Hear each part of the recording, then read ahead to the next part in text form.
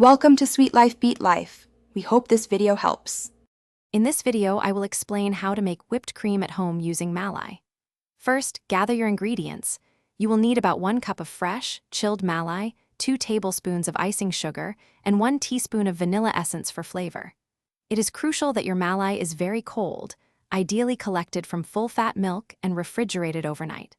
Also, make sure your mixing bowl and beaters are well chilled, perhaps by placing them in the freezer for 30 minutes. Now, let's prepare the Malai.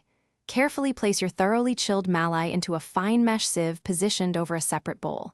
Use a spoon to gently press down on the Malai, allowing any excess liquid milk to drain away. This step helps to concentrate the cream, giving you a richer, more stable whipped cream. Once strained, transfer the thicker Malai into your chilled mixing bowl, ready for whipping. It's time to whip.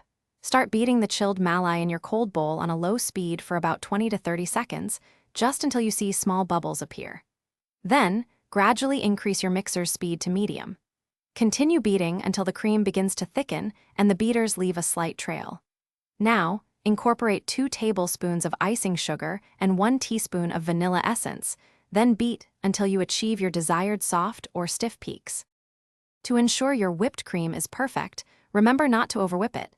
Beating too long can cause it to separate into butter. The key to stable whipped cream is keeping everything, including your Malai, bowl, and beaters, extremely cold. For best results, use your freshly made whipped cream immediately. If you have any leftovers, store it in an airtight container in the refrigerator for up to 2 days. Enjoy your delicious homemade treat. Thanks for watching. Consider subscribing if we helped you.